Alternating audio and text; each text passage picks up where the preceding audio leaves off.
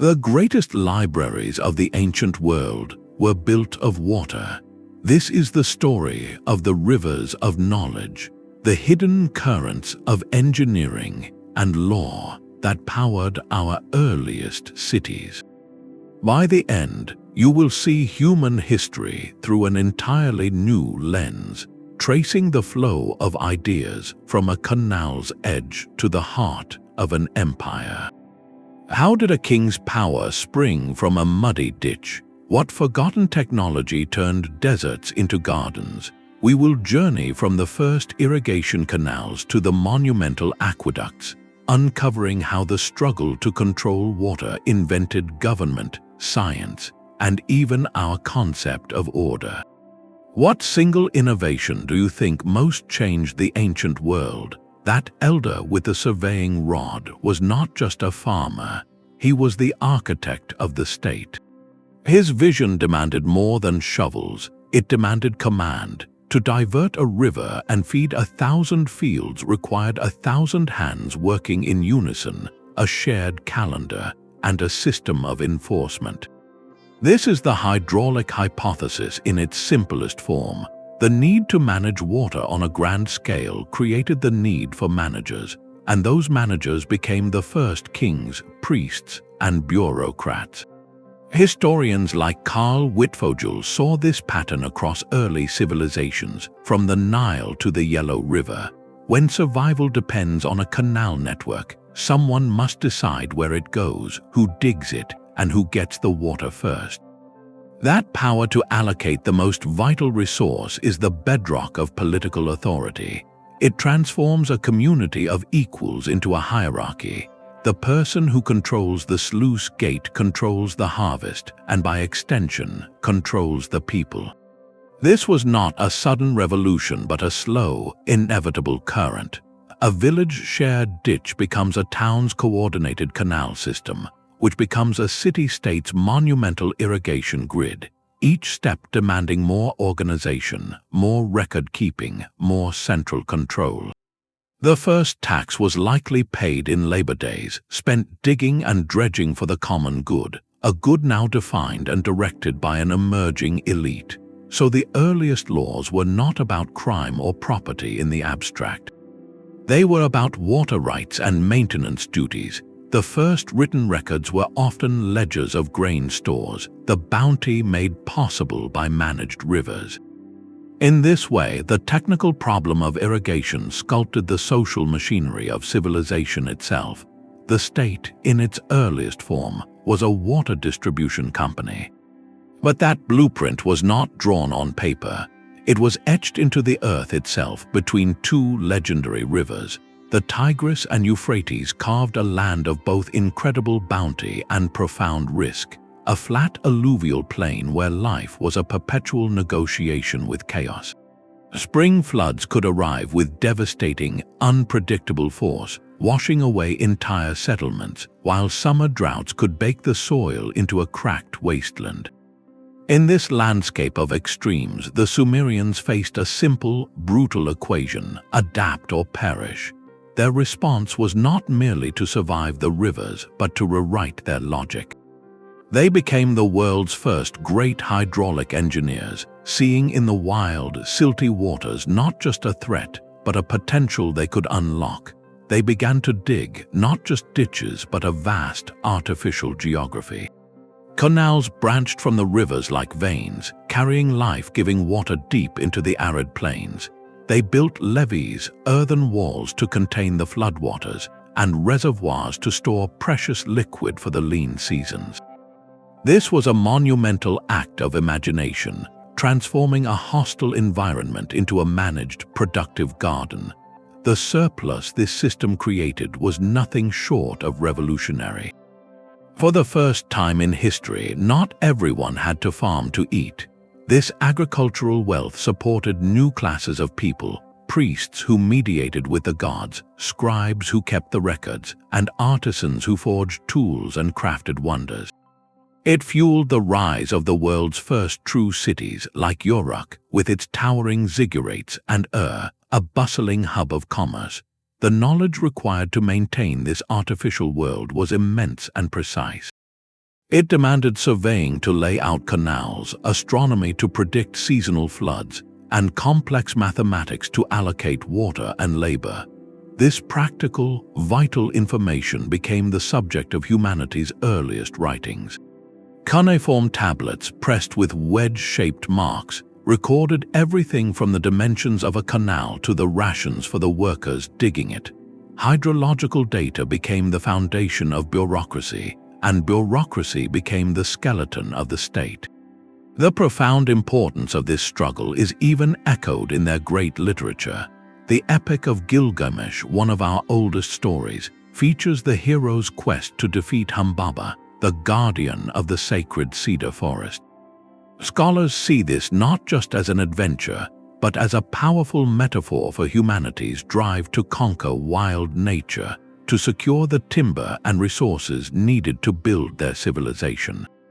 The Mesopotamian achievement stands as a powerful testament, a reminder that our greatest innovations are often born from our most difficult challenges. From the fertile chaos of the two rivers, they drafted a template for urban life, proving that by harnessing the flow of water, you could channel the very course of human history. While Mesopotamia wrestled with chaotic rivers, another civilization was nurtured by a rhythm. The Nile was a metronome for an empire. Its annual flood was not a violent surprise but a predictable, life-giving event, arriving with such consistency that it became the very calendar of ancient Egypt. This was a river that offered not a challenge to be conquered, but a cycle to be joined. Egyptian water wisdom, therefore, was not about forceful control, but about elegant synchronization. They developed a masterfully simple system called basin irrigation.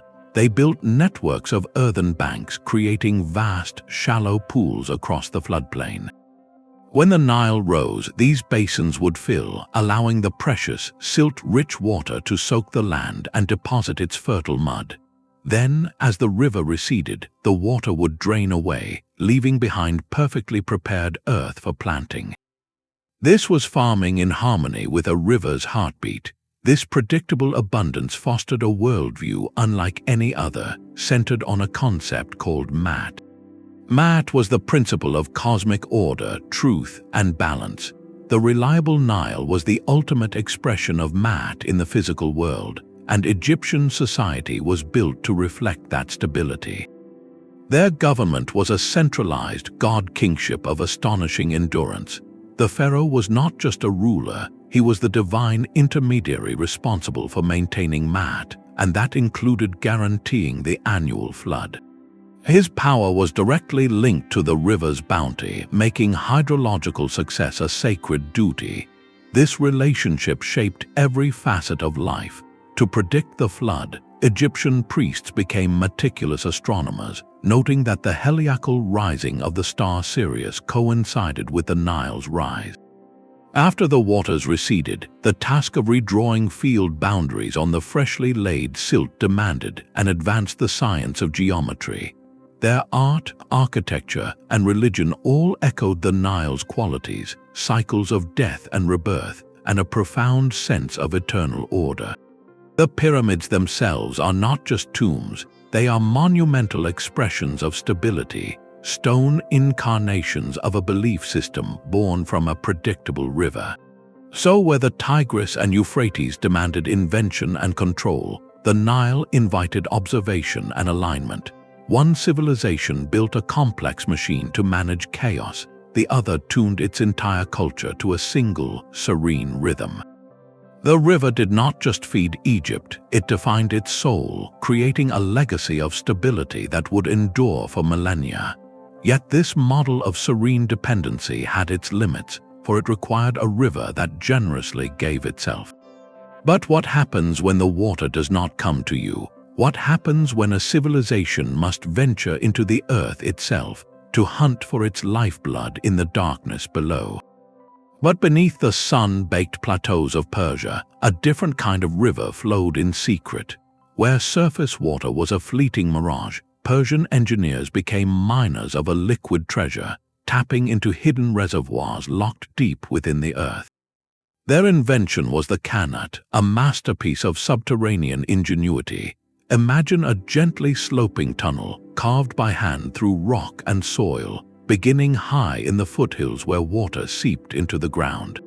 This tunnel, sometimes stretching for dozens of miles, would tap into that underground aquifer and guide its flow by gravity alone, down to the thirsty plains and cities below. Its brilliance was in its simplicity and conservation. Because the water traveled entirely underground, not a single drop was lost to the relentless desert sun through evaporation. This was knowledge written not on papyrus but in the darkness of the earth itself. Building a Qanat was a generational endeavor, a testament to long-term thinking. Teams of specialized workers, known as muqanis, would dig a series of vertical shafts down to the desired tunnel depth, using the excavated soil to create the distinctive, mole-hill-like mounds that still dot the Iranian landscape today. These shafts provided air, removed debris, and served as precise surveying points to maintain the tunnel's critical, gentle slope, a feat of engineering achieved with little more than plumb lines and instinct. The Qanat was far more than a piece of infrastructure. It was the very heart of a community. Its construction and maintenance demanded unprecedented cooperation and created a complex body of water law. Rights to the water were divided by time slots, often measured by the shadow of a sundial, and the duty to clean and repair the tunnels was shared among all who benefited. This shared reliance fostered a powerful social bond and a deep-seated ethic of stewardship. The result was nothing short of miraculous. In the middle of barren deserts, Qanats created sudden, lush oases. They enabled not just survival but flourishing agriculture, verdant gardens, and the rise of cities like Yazd, which became hubs of culture and trade precisely because of this reliable, invisible river. This Persian hydrological wisdom did not stay hidden. It traveled the Silk Road, carried by traders and engineers to places as distant as Western China, the Arabian Peninsula, and North Africa, where similar systems called for garas or karez transformed other arid regions. The Qanat represents a profound paradigm shift in our story. It is the knowledge of conservation, of working with hidden forces, of investing in a future you may never see. It proves that the most enduring innovations are often born not from abundance but from profound scarcity, a quiet, persistent answer to a desert's silence. Yet while the Qanat moved water with stealth and patience, another civilization would soon decide to move it with sheer, breathtaking ambition, lifting it across vast distances and declaring its mastery for all the world to see. The aqueduct did not whisper like a Qanat. It roared across the landscape in stone. Those towering arcades were a deliberate statement, an empire declaring its dominion over the very laws of nature. Where earlier civilizations adapted to their rivers, Rome moved rivers to suit its cities. This was engineering as an act of sheer imperial will, a physical manifestation of the Roman concept of civilis, the civilizing force they believed they brought to the world. That force flowed literally through lead pipes and concrete channels, harnessing gravity with a precision that still inspires awe. Surveyors would plot a course with a tool called a chorobates, a water level on legs, ensuring a steady, gentle downhill slope of just a few feet per mile across dozens of miles of rugged terrain. When a valley interrupted their path, they did not divert. They conquered it with soaring arcades or, in a stunning feat of hydraulic daring, they forced the water through pressurized lead siphons that plunged down one side of a gorge and shot back up the other. The goal was a constant, abundant stream flowing into the heart of the city. And what did that stream fuel? It was the lifeblood of Roman urbanity. It fed the monumental public fountains, the Nymphaea, that were both practical water sources and dazzling civic art. It supplied the vast public baths, the thermae, which were not mere places to get clean but social hubs, libraries, and gymnasiums where citizens of all classes mingled. Perhaps most importantly, that constant flow powered the sophisticated sewer systems like the Cloaca Maxima, flushing waste away and contributing to public health on a scale previously unimaginable.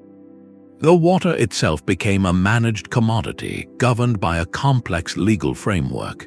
A dedicated official, the Curator Aquarum, oversaw its distribution, and the seminal work of Sextus Julius Frontinus, who held that post, gives us a detailed manual of Roman hydraulic knowledge, from calculating flow rates to prosecuting those who tapped the lines illegally.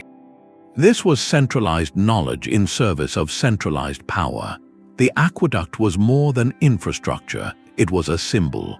Its majestic presence in the countryside and its terminal fountains in the city square were daily reminders of Rome's logistical might and its generous, if calculated, provision for its people.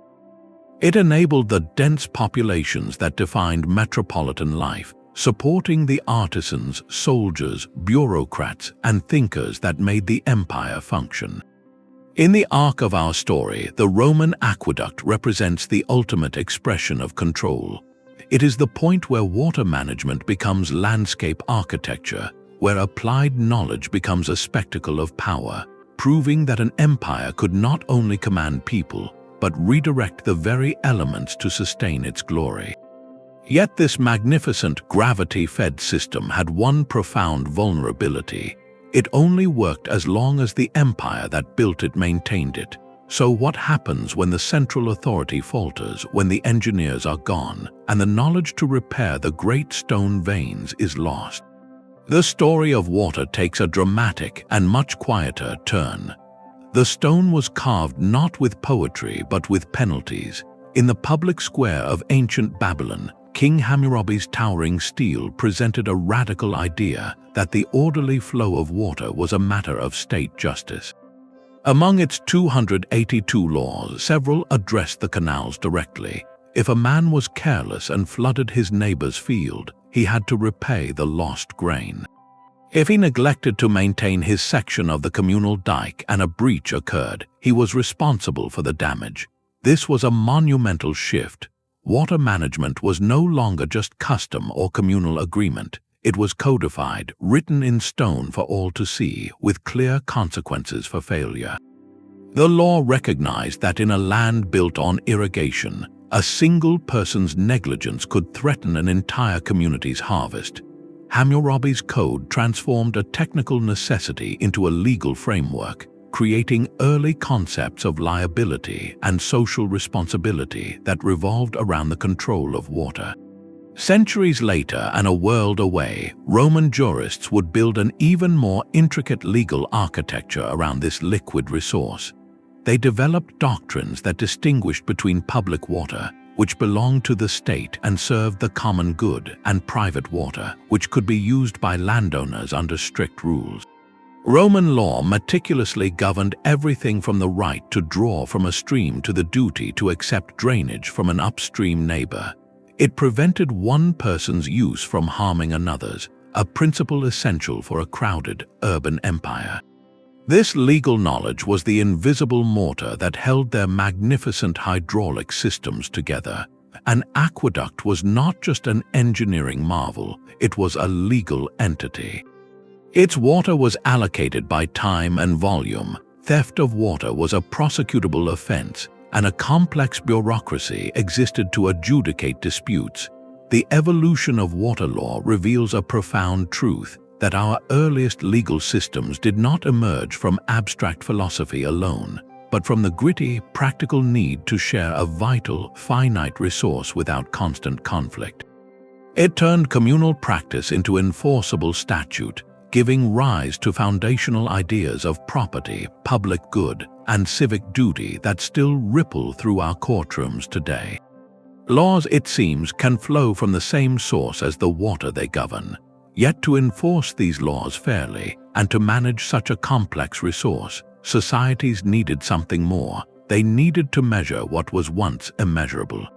A sundial's shadow was not just a marker of time, it was a predictor of harvest. That ancient Egyptian priest, meticulously etching the day the Nile's waters began to rise onto a temple wall, was doing more than keeping a record. He was conducting science, the relentless, practical need to understand water, to predict its arrival, measure its quantity, and divide its bounty forced our ancestors to look closer at the world, to count, to calculate, to see patterns in the chaos. This was the birth of empirical knowledge, springing not from abstract curiosity, but from the very concrete need to survive and thrive. Predicting the annual flood of the Nile required a calendar far more precise than the phases of the moon. It demanded aligning human time with celestial time, leading Egyptian astronomers to track the heliacal rising of Sirius, the star whose appearance coincided with the flood. In Mesopotamia, the irregular floods of the Tigris and Euphrates presented a different puzzle, one that spurred the development of mathematical models to estimate their timing and force based on past observations. The water's behavior became a series of problems to be solved with numbers, and once the water arrived, the work of measurement truly began. After the Nile's flood receded, the rich, silty plain was a blank slate. Every field boundary had been erased. To restore order and fairness, Egyptian surveyors, known as rope stretchers, used knotted cords to measure and redivide the land with remarkable accuracy. This practical geometry, born from the need to redistribute fertile land, became the foundation for their architectural wonders. In Mesopotamia, the calculus was three-dimensional. Engineers had to calculate the volume of earth to dig for a canal, the slope needed to maintain a steady flow, and the labor and time required to complete the work. Their clay tablets are filled with exercises in multiplication and division, word problems about digging rates and grain yields, all rooted in the logistics of water management. This drive for data reached a systematic peak in ancient China. There, hydrological record-keeping was a state priority of the highest order.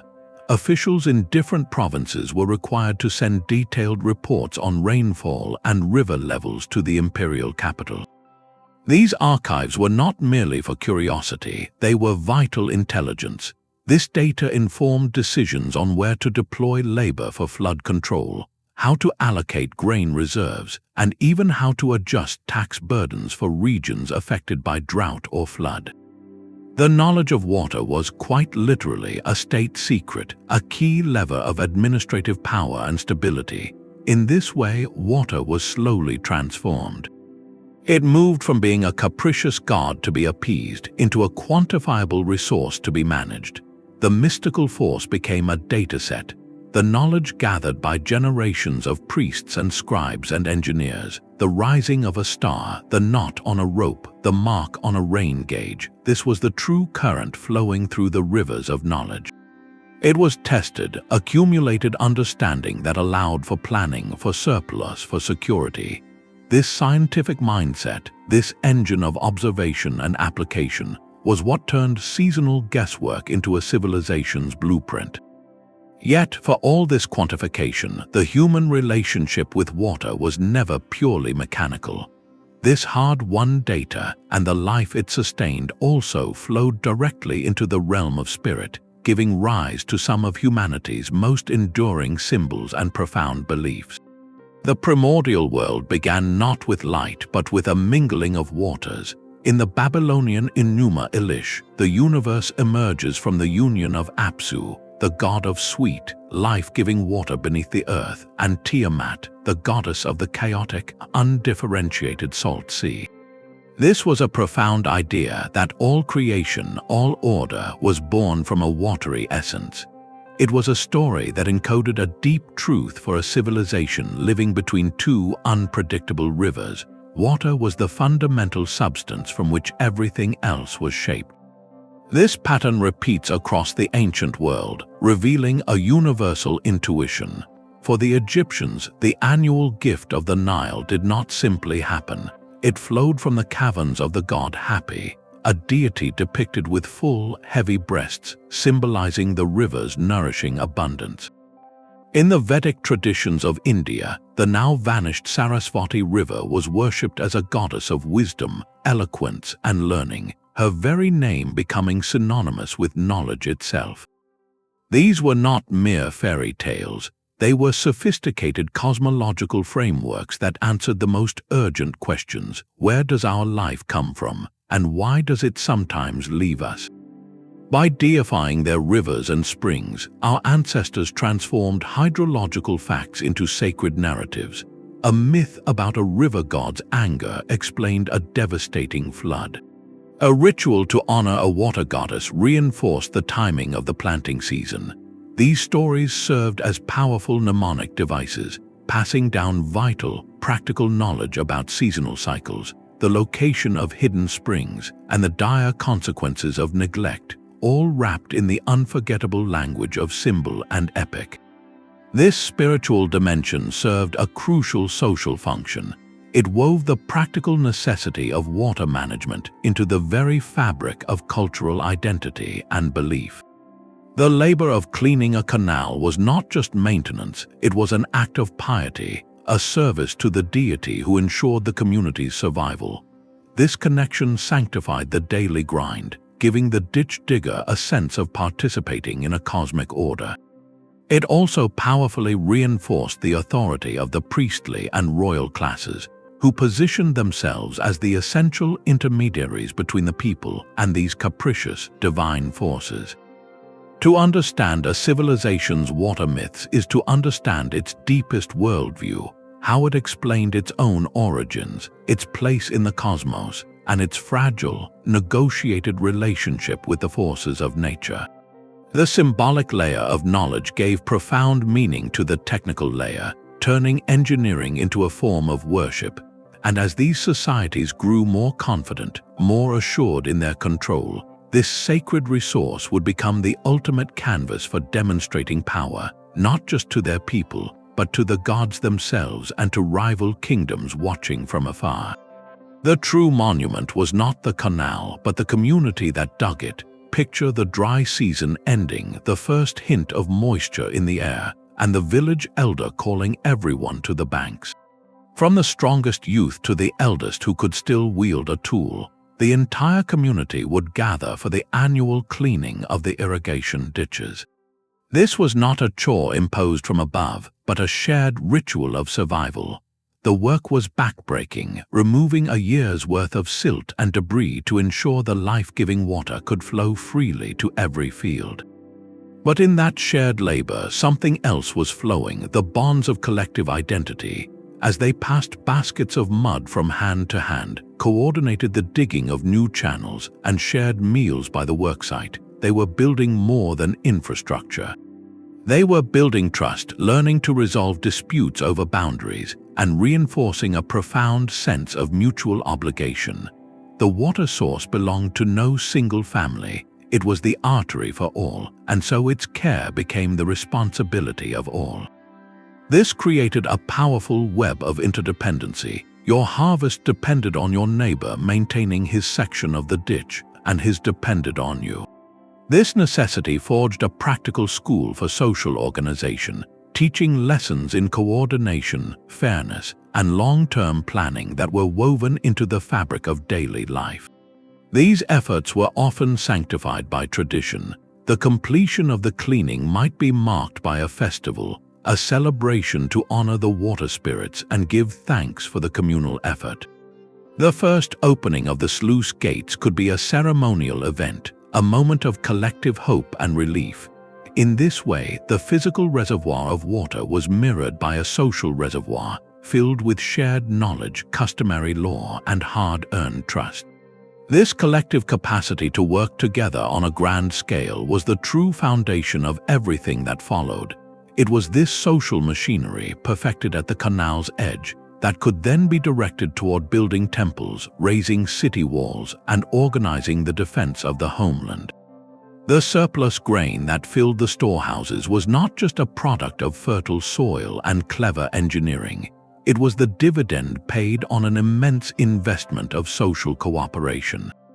And as these stores grew, they enabled a new kind of person to emerge, someone who did not farm at all, but who could specialize in crafting, trading, governing, or studying the stars.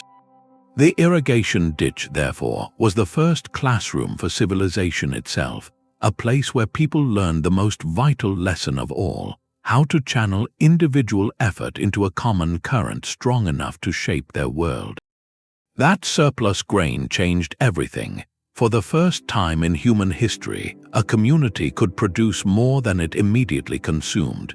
This simple, revolutionary fact, made possible by the reliable water from a canal or a predictable river, unlocked a new kind of human potential. It meant that not every pair of hands was needed in the fields. A family could now spare a son or a daughter to learn a different craft, to become something the village had never supported before.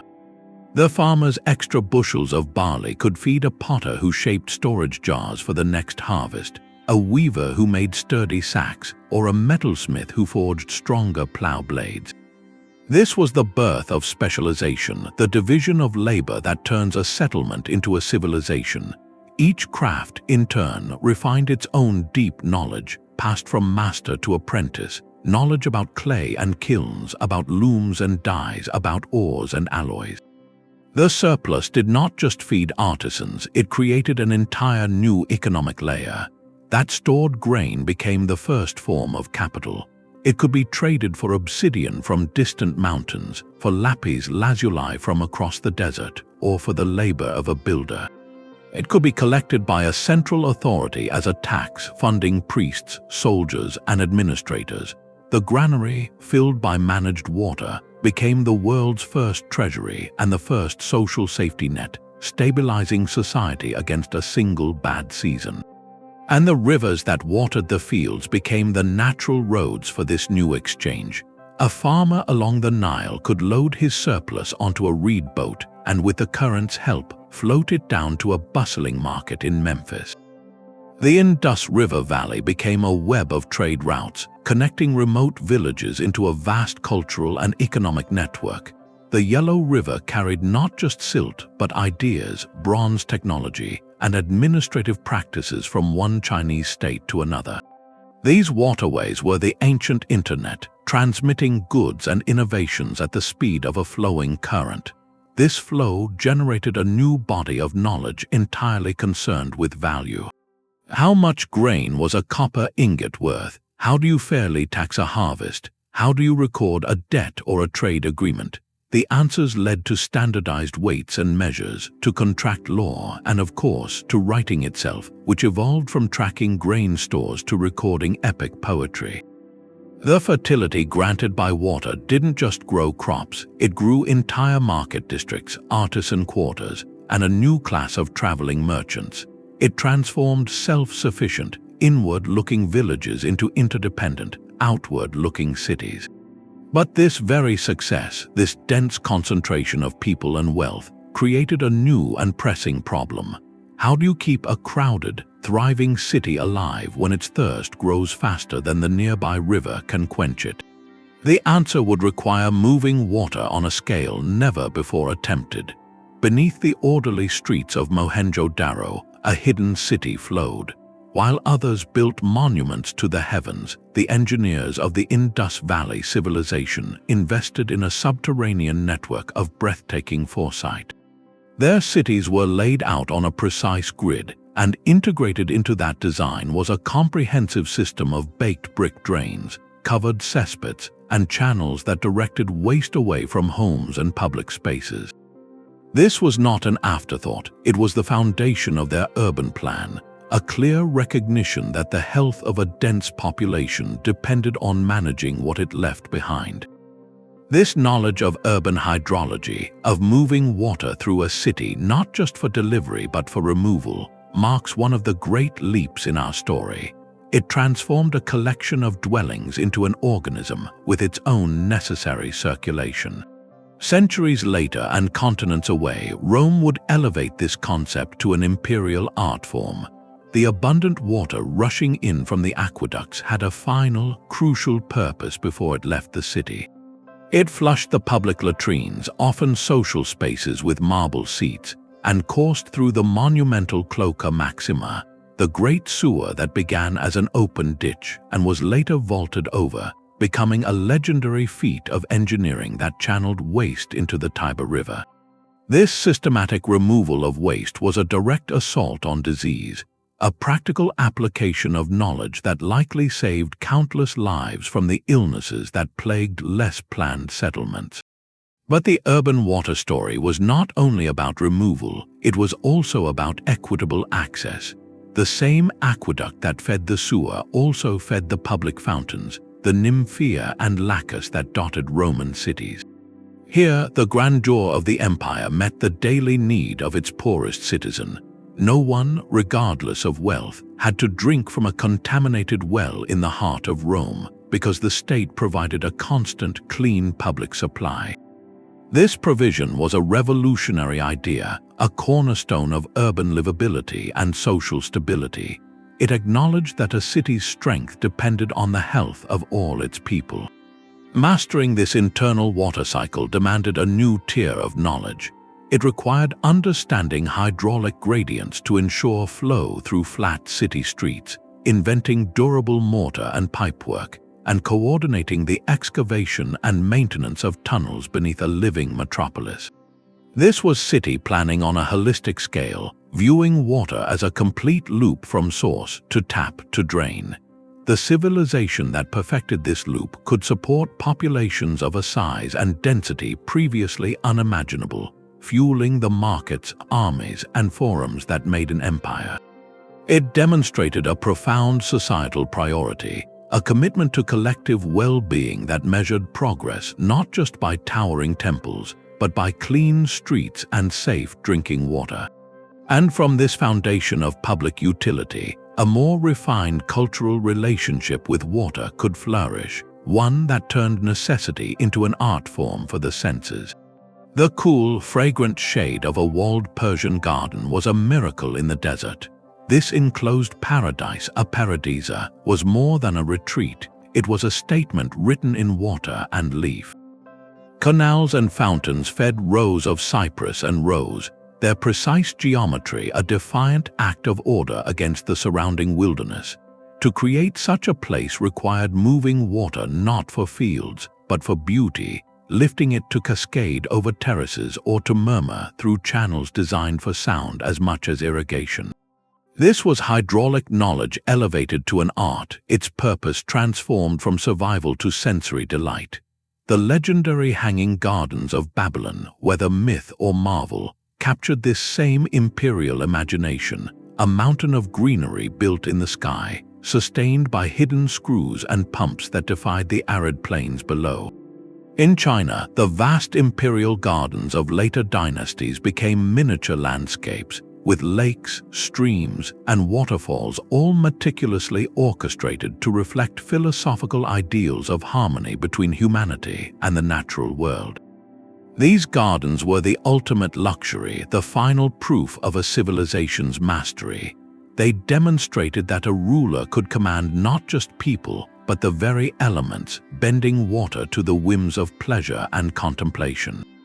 This control became a core part of elite identity, inspiring poetry that compared the flow of a fountain to the passage of time, or philosophy that saw in a still garden pond a model for the tranquil mind.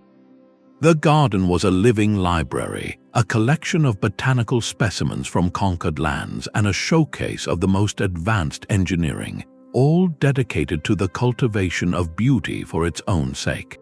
It signaled a profound shift, a society so confident in its basic sustenance that it could devote immense resources to feeding the soul. Yet this beautiful control existed on a knife's edge. The delicate balance of a garden oasis, like the vast irrigation systems that supported the civilization itself, depended on a stable climate. It was a masterpiece painted on a canvas that could, without warning, begin to change. The garden's serene beauty masked a terrifying fragility. For all their canals and aqueducts, these civilizations had built their empires on a delicate truce with the climate, a truce that could be broken without warning. The story of water is not only one of triumph, it is also a chronicle of silent, gathering threats. Take the mighty Akkadian Empire, which once united the warring city-states of Mesopotamia under a single rule. Its power flowed directly from its mastery of the Tigris and Euphrates, from a vast bureaucratic machine that coordinated irrigation across the land. Yet, around 4,200 years ago, this seemingly invincible empire fractured and dissolved. Archaeological evidence and ancient sediment cores tell a story of a prolonged, devastating drought, a climatic shift that lasted for generations. The intricate network of canals, so perfectly designed for a certain volume of water, began to starve. The fields that fed the cities turned to dust. Without the agricultural surplus that was the empire's lifeblood, the social contract evaporated, leading to famine, migration, and the collapse of central authority. The Akkadians' deep knowledge of water management, their greatest strength, became their fatal vulnerability when the environment upon which it was predicated simply changed. A similar narrative unfolded far across the world, in the lush rainforests of the Maya lowlands. During their classic period, the Maya built spectacular cities like Tikal and Calakmul, supported by an ingenious system of reservoirs and canals that captured seasonal rainwater. They transformed a landscape with no major rivers into a thriving civilization, but their success was calibrated to a specific rainfall pattern. When that pattern shifted, entering a prolonged period of drier conditions, their water storage systems could not compensate. Reservoirs silted up or ran dry, and the pressure on resources ignited conflict between city-states and placed immense strain on the social order. The magnificent stone cities were gradually abandoned, reclaimed by the jungle, not because the Maya forgot how to manage water, but because the water they knew how to manage ceased to arrive in the same way. These collapses offer a sobering lesson in historical ecology. A civilization's hydrological wisdom is not a universal tool. It is a specific key crafted for a specific lock. When the lock changes, the key no longer turns. The mastery these societies achieved was profound, but it was conditional, dependent on an environmental stability they could not control. Their stories underscore a timeless truth that civilizational longevity is inextricably linked to the resilience of its relationship with the natural world. It is a humbling reminder that our greatest innovations can contain the seeds of our greatest fragility if they lack the capacity to adapt. Yet, in the face of this universal vulnerability, some cultures looked beyond control and sought a different path, one of profound harmony and astonishing endurance. A legitimate ruler did not merely collect taxes or lead armies. He first mastered the rivers. In ancient China, the very right to govern, known as the mandate of heaven, was inseparable from the ability to control water.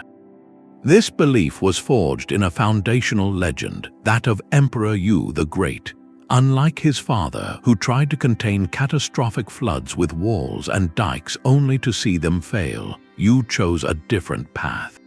He spent 13 years dredging channels and directing the waters to the sea, taming the chaos through understanding rather than confrontation. His success did more than save the people. It established a sacred principle that the ruler who could harmonize with the waters held the divine approval to lead. This idea became the bedrock of Chinese statecraft for millennia, transforming flood control from a technical task into the ultimate test of political legitimacy. To fail at water management was to lose the mandate itself, a warning that echoed through every dynasty. To meet this immense responsibility, China developed something unprecedented, a permanent hydraulic bureaucracy. This was not a group of part-time advisors, but a formal branch of government, a Ministry of Water Affairs staffed by a class of scholar officials who were both engineers and administrators. Their knowledge was meticulously recorded in manuals and imperial edicts, creating a continuous, institutional memory that could outlast any single ruler. They were responsible for the monumental projects that shaped the empire, like the Duzhongyan irrigation system, Built over 2,300 years ago, it was a masterpiece of elegant engineering. Instead of a dam, its designers created a levee to split the Min River, a spillway to manage floodwaters, and a channel to irrigate the Chengdu Plain. Its genius lay in working with the river's natural forces, not against them, a philosophy that has kept it functioning to this very day. But the ultimate expression of this bureaucratic vision was the Grand Canal. Stretching over 1,100 miles, it was a project of staggering ambition, linking the fertile rice growing south with the political capitals of the north. Digging it required mobilizing millions of laborers across generations. Its purpose was hydraulic, to move water and facilitate transport, but its effect was to weave the empire into a single economic and cultural fabric. It was a river built by decree, a concrete manifestation of the state's power to reshape geography for its own endurance. This long-term, centralized approach created a distinctive form of water wisdom, one focused on large-scale environmental modification and systematic maintenance. It embedded the management of rivers and canals into the very DNA of Chinese governance, making hydrological success a daily administrative duty. The contrast with other systems is revealing. Where a Qanat relied on local community upkeep and Roman aqueducts served individual cities, the Chinese model operated on an imperial canvas, viewing water as a resource to be managed for the stability and unity of the entire civilization. Here, knowledge was not just stored in clay tablets or passed down through guilds. It was encoded in government offices, examination questions, and the career paths of mandarins. This institutional thread created a resilience of its own, allowing techniques and principles to be preserved, refined, and reapplied across centuries. It shows us that when a society makes water management the central pillar of its state philosophy, the resulting systems can achieve a scale and longevity that truly defy time. Yet, for all its monumental achievements, this centralized control also represented a single, powerful vision of order, one that sought to impose a grand design upon the landscape. What happens when the flow of knowledge itself is not controlled by a central ministry, but is instead scattered, decentralized, and carried in the minds of countless individuals across a vast and varied continent? A different kind of river flowed across the Deccan Plateau, one that fell from the sky and pooled in the land's own embrace. In the ancient kingdoms of South India and Sri Lanka, the genius of water management was not written in imperial edicts, but etched into the very contours of the earth itself. Here, communities did not conquer distant rivers, they learned to have a conversation with the monsoon. Their answer was the tank system, a vast, decentralized network of man-made reservoirs, known locally as tanks or weavers. These were not the singular, monumental gestures of an emperor, but countless smaller acts of collective wisdom, repeated and refined over generations. The technology was beautifully simple and profoundly effective. Villagers would build an earthen dam across a gentle valley, creating a basin to capture the precious seasonal rains. Stone or wooden sluice gates, operated with a lever, allowed for the controlled release of water into channels that fed the rice paddies below. Often, these tanks were built in cascading series, so that overflow from a higher reservoir would replenish a lower one, maximizing every drop and naturally recharging the groundwater. This was knowledge that worked with the landscape, not against it. This decentralized approach fostered a very different social structure. The tank was typically managed at the village or regional level by a council of elders and farmers. They decided when to open the sluices, how to allocate water, and organize the communal labor needed for annual desilting and repair. This created a powerful system of local governance and mutual responsibility, where every user had a direct stake in the system's upkeep. The knowledge of how to maintain the tank, how to read the local weather signs, and how to resolve water disputes was held not in a distant capital, but within the community itself. This model proved to be astonishingly resilient. Because it was adapted to specific microclimates and watersheds, it could withstand shocks that might topple a more centralized, brittle system. If one tank failed, the others in the network could often compensate. This deep, place-based understanding allowed these systems to endure for well over 1,000 years, with many tanks still nourishing fields and supporting villages today.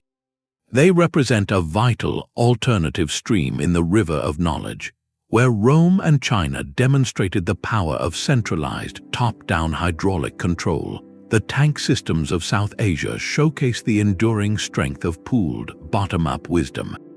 It proves there is no single blueprint for a hydraulic civilization. Effective knowledge can be directed by imperial decree, but it can also be cultivated slowly and shared widely, like seeds saved from one season to the next. And when these two worlds of knowledge eventually met, as Indian cultural and trade influence spread across Southeast Asia, it was often these elegant, adaptable tank systems that traveled first, carried not by armies, but by migrating communities and shared ideas, taking root in new lands and demonstrating that the most sustainable solutions are often those that listen most closely to the local earth. The most valuable cargo on the Silk Road was not silk, it was a conversation. In the dusty courtyard of a caravanserai under a shared oron, a Persian engineer might sketch the path of a Qanat in the sand for a Chinese diplomat, while a traveler from the Indus Valley listened intently. These were the true marketplaces of the mind, where the currency was practical knowledge, and the most sought-after commodity was the secret to mastering water. This was a global conversation, a confluence of hydrological wisdom that flowed alongside spices and gold. Techniques did not respect political borders. They migrated with merchants, scholars, and sometimes with conquering armies, adapting to new soils and new challenges. The journey of the Noria, the large water-lifting wheel, perfectly illustrates this flow. Originally developed in the Hellenistic world, perhaps inspired by earlier Persian designs, it was embraced and refined during the Islamic Golden Age. From there, its design traveled westward to Al-Andalus in Spain and eastward across the Muslim world, evolving into ever more efficient forms to lift water from rivers and streams for irrigation. It became a common sight, its rhythmic creak a soundtrack to agricultural life from the Middle East to North Africa. This era, the Islamic Golden Age, served as history's great hydrological library. Scholars in Baghdad, Damascus, and Cordoba did not merely preserve the Greek texts of Hero of Alexandria or the Roman works of Frontinus. They actively synthesized them with deep Persian expertise in Qanats and Indian advances in well technology. They tested, improved, and compiled this knowledge into magnificent illustrated manuscripts. The most famous of these is Al-Jazari's Book of Knowledge of Ingenious Mechanical Devices from the 12th century, a breathtaking catalogue of automata and water-raising machines that stands as a testament to this cross-cultural engineering dialogue. His elaborate water clocks and sophisticated pumps were not just wonders, they were the pinnacle of a merged technical tradition. This cross-pollination reveals a fundamental truth about the rivers of knowledge. They were never meant to be isolated streams. When a Chinese chain pump design met a Roman screw pump concept in a Baghdad workshop, something new and more adaptable was born. When the Indian practice of building stepwells, those stunning subterranean water temples, influenced reservoir architecture in the arid regions of the Middle East, it demonstrated a shared language of necessity. The movement of water technology proves that the most enduring legacy of empires and trade networks is often not a monument or a law code, but a better way to dig a ditch or lift a bucket. This practical, problem-solving knowledge is what truly binds human history together, a slow, collective learning process written in canals and aqueducts and water wheels. It was a distributed, living library. But as this library grew vast and complex, the question became inevitable. How would this accumulated wisdom be preserved for the generations to come when the caravans stopped moving and the great workshops fell silent? The knowledge of water was too precious to be left to memory alone. Across the world, in scriptoria and workshops, a quiet revolution was taking place. Scribes and master engineers began to commit their hard-won secrets to parchment and paper, transforming a living craft into a permanent record. In medieval Europe, a guild master might consult the Liber Decimators, its pages detailing not just trade regulations, but the precise techniques for constructing a mill race or a sluice gate. In Song Dynasty China, imperial workshops produced scrolls filled with meticulous diagrams of chain pumps and norias, their moving parts labeled with elegant calligraphy. This was a profound shift from knowledge held in the hands and stories of a few to knowledge preserved in ink for the many. It turned tacit understanding, the kind a master teaches an apprentice over years of shared labor, into explicit, transferable information. A young engineer in one city could now learn from the accumulated experience of a master in another, separated by decades or even centuries. These manuscripts served as vital libraries of applied science. They preserved complex engineering principles, like the exact slope needed for a canal to maintain flow without eroding its banks. They recorded construction techniques, listing the best mortar mixes for underwater foundations or the ideal timber for a waterwheel's paddles. They even codified legal precedents and customary water rights, turning local tradition into a referenceable standard. This allowed societies to scale their ambitions dramatically. A ruler could commission an aqueduct or a massive irrigation network with the confidence that the technical knowledge to build it existed in a form that could be consulted, copied, and taught to an army of laborers and overseers. It prevented catastrophic loss. After a war, a famine, or a period of social decline, the knowledge to repair a crumbling water system wasn't lost with the last elder who remembered it. It was waiting in a monastery library or a government archive. Texts like the later Nabatean agriculture book, which compiled deep ancient understanding of hydrology, soil, and seasonal planting from the Middle East, functioned as encyclopedias of environmental wisdom.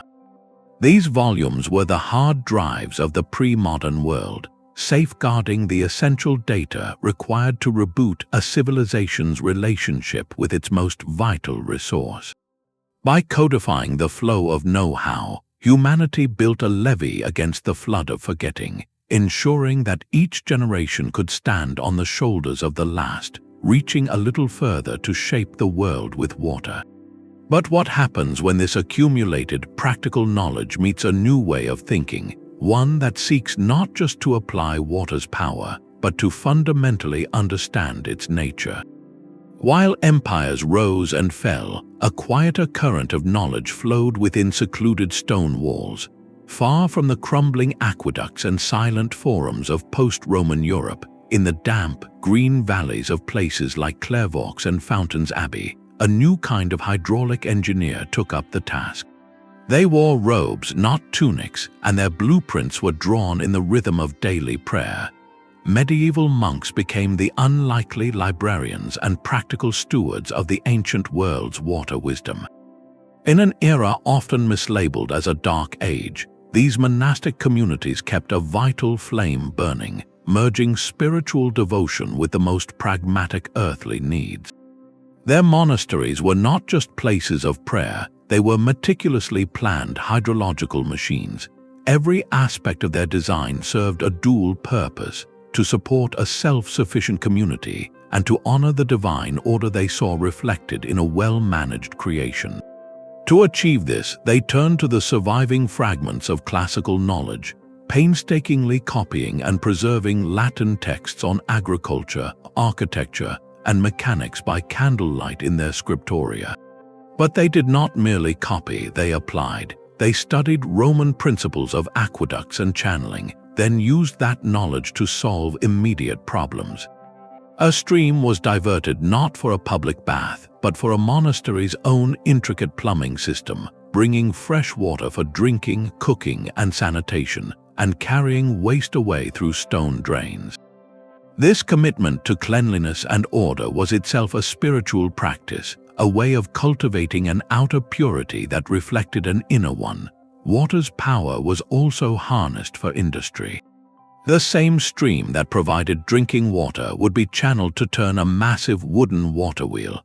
This wheel became the beating heart of the monastic economy, powering mills to grind grain into flour for the brothers' bread, operating trip hammers for forging tools, or driving fulling stocks to process woolen cloth. The constant, rhythmic sound of the mill was the soundtrack of monastic labor, a physical manifestation of their vow of self-sufficiency. Water also fed their fish ponds, providing protein for fast days, and cooled their brewery vats, where the art of fermentation turned water and grain into ale, a safer drink than many water sources and a staple of the medieval diet. In this way, the monastery became a closed-loop system, a micro-civilization where every drop of water was assigned a purpose within a sacred cycle of work and prayer. This integration was profound. The cellarer, responsible for the monastery's supplies, had to understand water flow to manage the mill and the brewery. The infirmarian needed clean water for the sick. The very layout of the cloister, with its central garden and surrounding channels, reflected a philosophy of contained, nurtured abundance. By preserving texts and relentlessly applying their lessons, these communities did more than just survive, they innovated.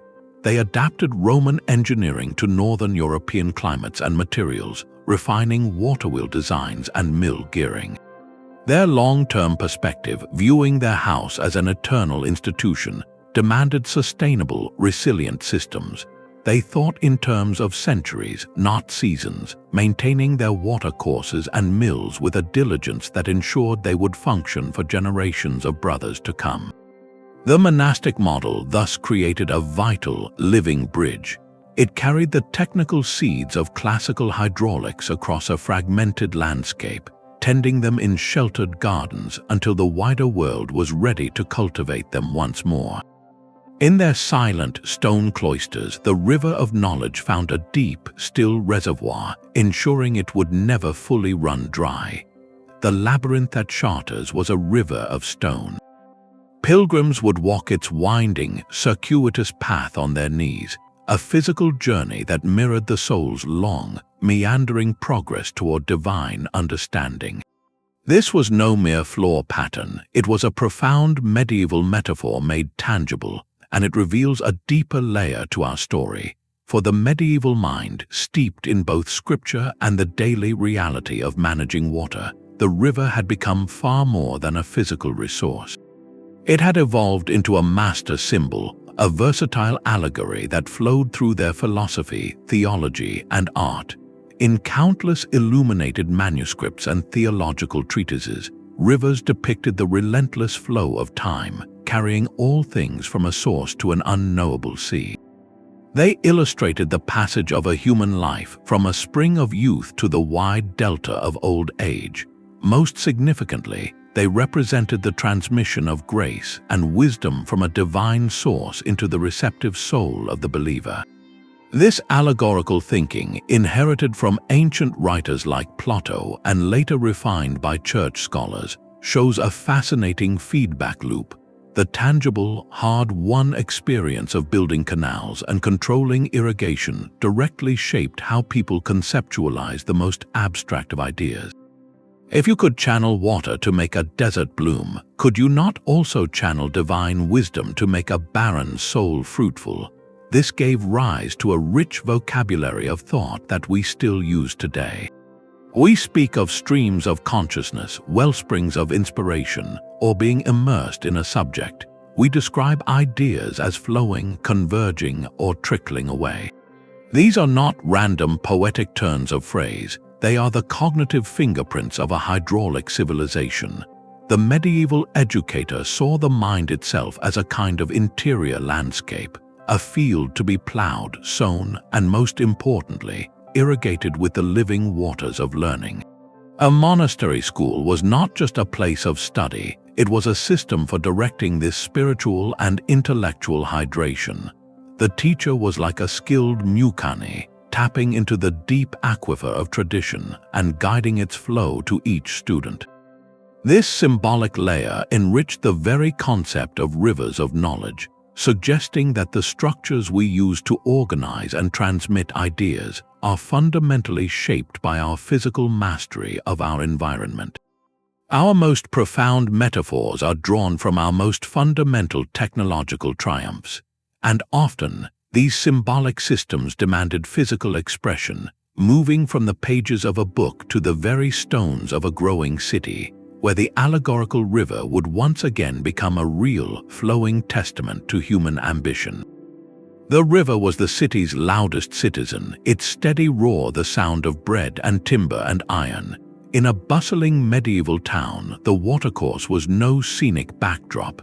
It was the central industrial artery, a pulsing vein of raw mechanical power. Great wooden water wheels turning relentlessly in the current were the engines of this new urban world. They drove grindstones that crushed grain into flour far faster than any hand mill, feeding growing populations. They powered saws that sliced mighty logs into planks for ships and houses, and they lifted heavy trip hammers in forges, pounding red-hot metal into tools, nails, and weapons. This was early mechanization, and it was all harnessed from the flow of a single river. But the water's work did not end at the mill race. The same river that turned the wheels also teemed with life, providing fish, a crucial and reliable source of protein for a population where meat was often a luxury. Herring, salmon, and eel were staples, caught by guilds of fishermen using weirs and nets, their catch sold in bustling market stalls mere steps from the water's edge. And the river's path did more than power industry and provide food. It literally shaped the city's form and security. Town walls frequently followed the river's curve, and the water itself was channeled into deep, formidable moats, a liquid barrier against siege. The river was both factory, larder, and fortress wall, all in one. This intense, multifunctional relationship demanded a new kind of urban knowledge, one etched into law. The charters that granted a town its rights were not abstract political documents. They were often detailed hydrological contracts. They specified who could build a mill and where, how the water flow was to be shared between competing wheels, and even included early pollution ordinances, forbidding tanners and dyers from dumping their foul vats upstream of a drinking water intake. Managing this crowded, liquid commons required constant technical skill and social negotiation. Engineers built weirs to control the flow and maintain the head of water needed for the mills. Officials patrolled the water lanes, ensuring no one obstructed the channel.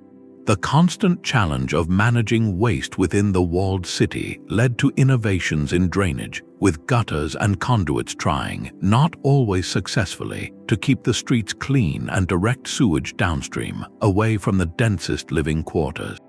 Every day was a practical negotiation with the flowing resource, a balance of power, sanitation, and sustenance.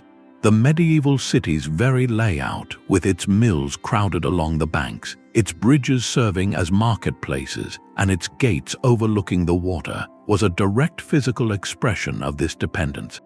It continued the ancient tradition, seen from Mesopotamia to Rome, of urban life crystallizing around its water system.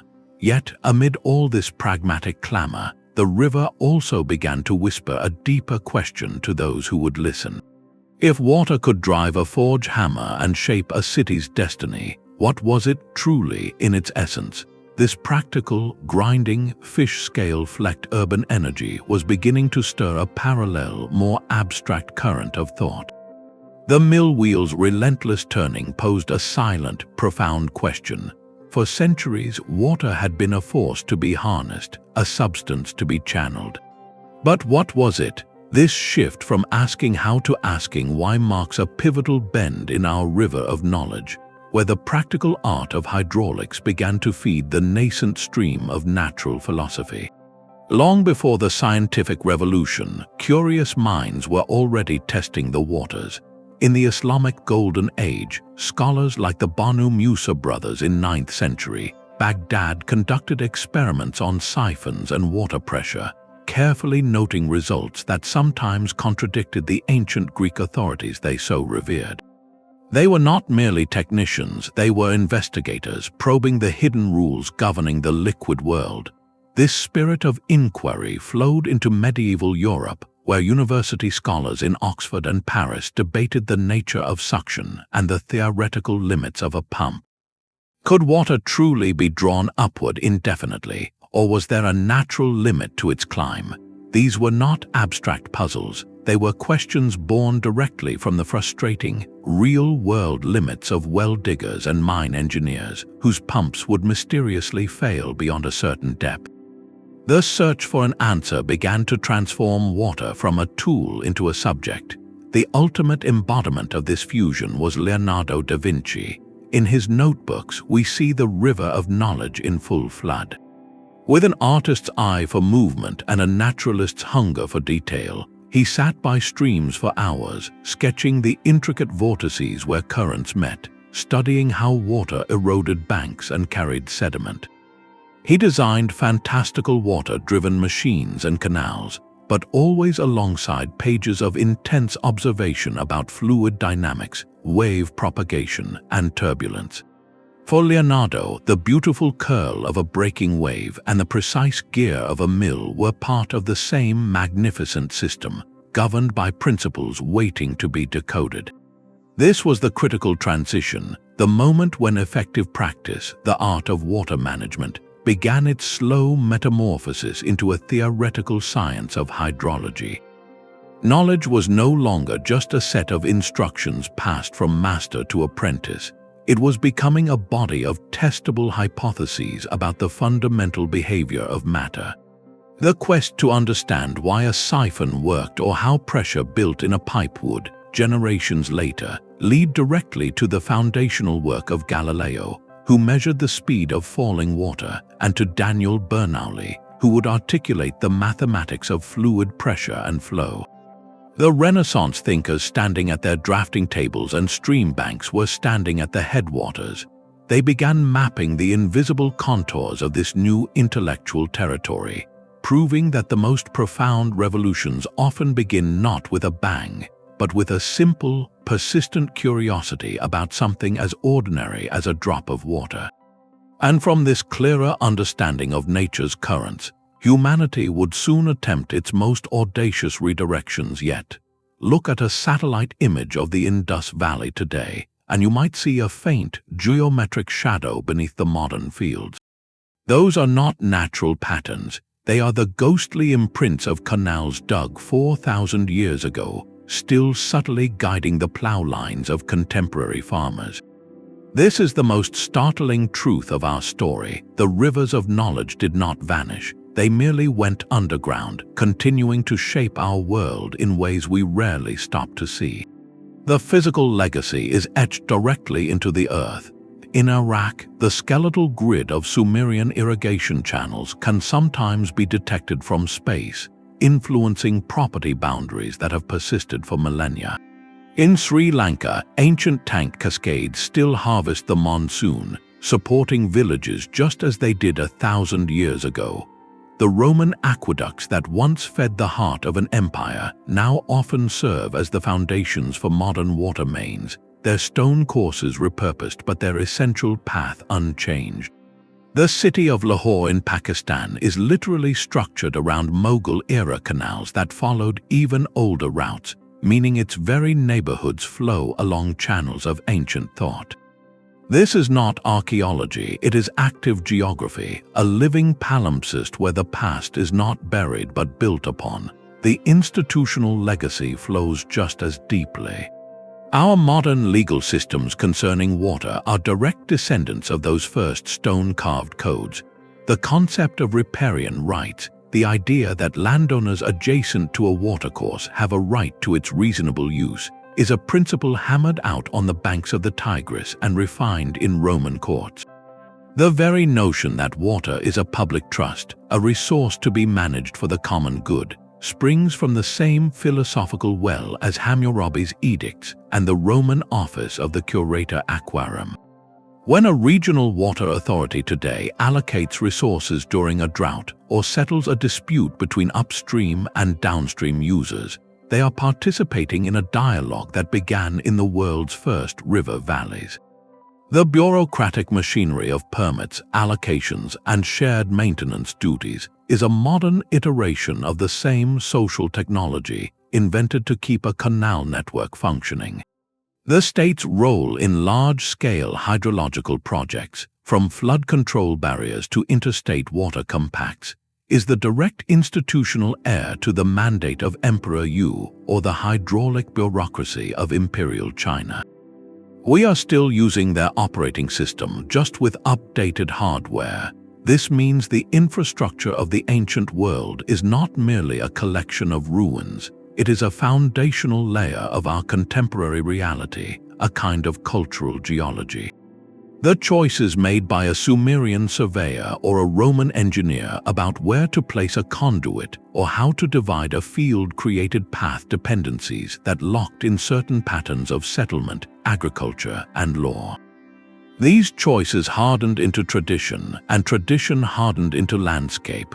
To understand the layout of a European city, the agricultural output of a South Asian region, or the water law of the American West, is often to trace a line back to one of these early crucibles of hydraulic necessity. Their knowledge became embedded in stone and statute, and we have been building our lives upon that substrate ever since. Recognizing this continuity is more than an academic exercise, it is a crucial perspective for our own age. We face global water challenges of unprecedented scale, from aquifer depletion to climate-driven drought. Seeing ourselves as part of this long hydrological story reminds us that our solutions, too, will become part of the landscape for those who come after. It teaches us that the most enduring systems are often those that work with natural forces, like the Qanat or the tank cascade, rather than those that seek only to dominate them. It highlights that technical brilliance alone is insufficient without the social and legal frameworks to maintain it fairly across generations. The ancient rivers of knowledge show us that civilization is not a sudden invention, but a slow, cumulative process of learning how to channel a shared resource. Our modern world, for all its technology, still rests upon that same essential current. The next time you turn on a tap, remember, you are not just accessing water, you are tapping into the oldest and most continuous stream of human ingenuity there is. The fiber optic cables snaking beneath our cities are the aqueducts of our time. They carry the new lifeblood of civilization, not liquid, but light encoded with information. Our modern world clusters around data centers and network hubs with the same gravitational pull that drew ancient settlements to a reliable river or spring. We have simply traded one essential flow for another, and in doing so, we are replaying an ancient script with a startlingly familiar plot. The management of this digital river demands its own priesthood of experts. Cybersecurity specialists stand guard like the sentries of a Roman aqueduct, protecting the flow from contamination and theft. Network engineers are our contemporary mucanis, mapping the subterranean pathways and maintaining the precise pressure of data packets. And a new body of data law is evolving to answer questions that would feel deeply familiar to Hammurabi's judges. Who decides who can access this stream, what constitutes fair use, and who is liable when the flow is disrupted or used to harm a neighbor? The conflicts are echoes from a dusty plain. The digital divide, where some communities have abundant bandwidth and others are left in a parched informational desert, mirrors the ancient inequities of irrigation access that could make one field flourish while another withered. Debates over net neutrality and platform control are, at their core, disputes over who gets to control the sluice gates on the main channel of public discourse and commerce. This is not a loose metaphor. It is a structural parallel that reveals a profound pattern in human development. A civilization's character is forged by how it identifies, channels, and governs the most critical flow resource of its age. For the Sumerians, it was silt-laden river water. For the Romans, it was gravity-fed aqueduct flows. For us, it is the ceaseless current of data. In each case, the technical mastery to move the resource, be it with shovels, stone arches, or silicon, inevitably births new social structures, legal frameworks, and forms of knowledge to manage it. Recognizing this pattern is more than an intellectual curiosity. It is a source of practical wisdom. It tells us that the tumultuous debates we are having today about privacy, misinformation, and algorithmic bias are not unprecedented chaos. They are the growing pains of a society learning to irrigate a vast, new, and often bewildering informational landscape.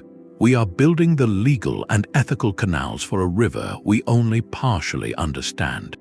The ancient failures offer clear warnings. Systems that are too centralized can become brittle, while those without clear governance can descend into conflict.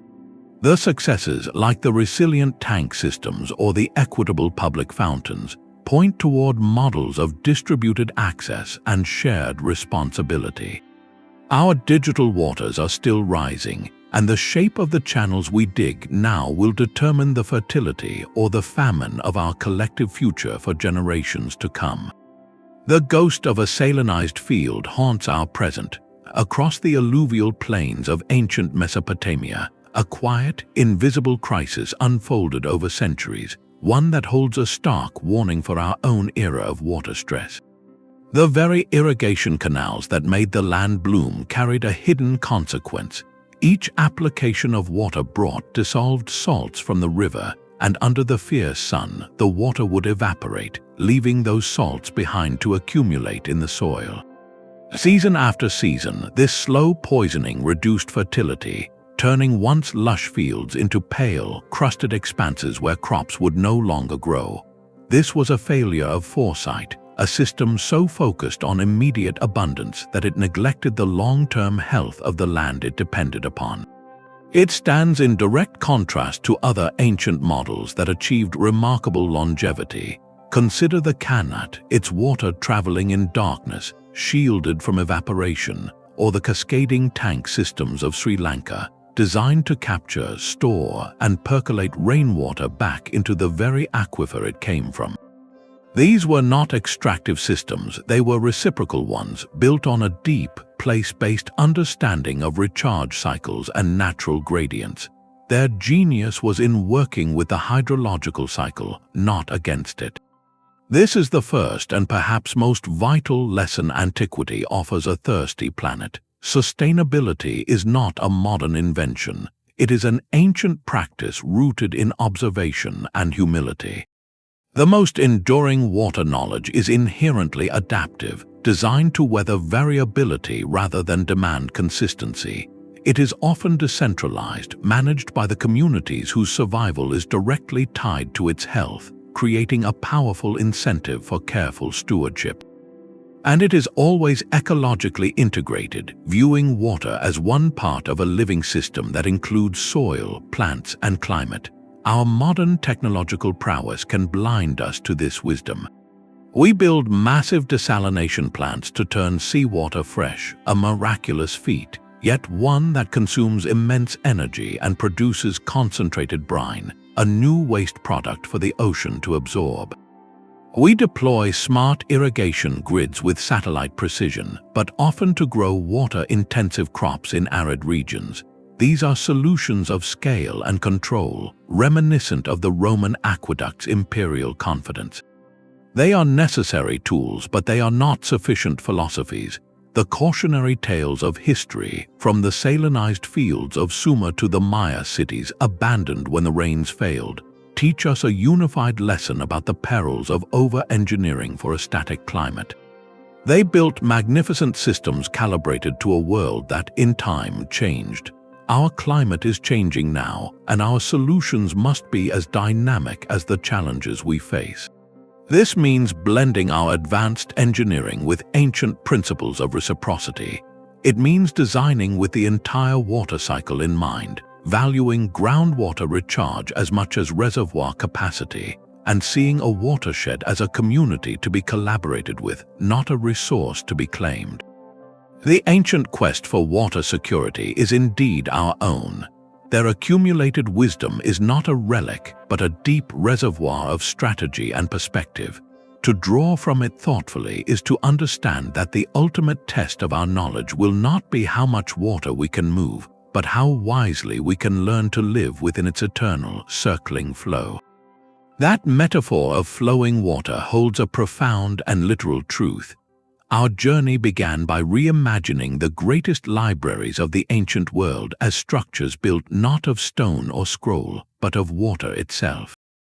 And as we followed that current from the first irrigation ditches to the heart of mighty empires, we discovered that the entire story of early civilization is, at its core, a story of hydrological ingenuity. It is the epic of turning the unpredictable, chaotic flow of rivers into deliberate, life-giving channels of prosperity, order, and shared understanding. From the legal codes of Hammurabi, carved in stone to govern the canals, to the serene Persian gardens blooming defiantly in the desert, humanity's progress was powered by its relationship with water. The communal tank in a South Asian village and the soaring Roman aqueduct were two answers to the same fundamental question: how do we sustain a society? These systems did far more than irrigate fields. They were the original engines that drove the development of law, the meticulous observation of science, the complex dance of economics, and the rich tapestry of culture and belief. These rivers of knowledge were the first true information networks, long before fiber optics, carrying the vital data of seasons, engineering techniques, and social contracts from one generation to the next. They were the channels that allowed humanity to collectively build a world. Now, as we navigate our own complex and urgent relationship with water in the 21st century, looking back at these ancient engineers, lawyers, and farmers is not merely an exercise in nostalgia. It is a deep well of essential wisdom. Their triumphs and their cautionary tales remind us that our most daunting challenges can become the very source of our most enduring and creative innovations. Their legacy is a map showing us that sustainability, equity, and resilience are not modern ideals, but ancient practices waiting to be rediscovered and reinvented. We hope this history has been a springboard for your own curiosity. We would love to hear from you which ancient water marvel amazes you the most. Was it the silent, enduring Qanat, the monumental Roman aqueduct, or the elegant, community-built tank? Share your thoughts in the comments below, and if you have enjoyed following this current of history with us, please subscribe to the channel. There are so many more stories to explore, and we cannot wait to continue this journey with you.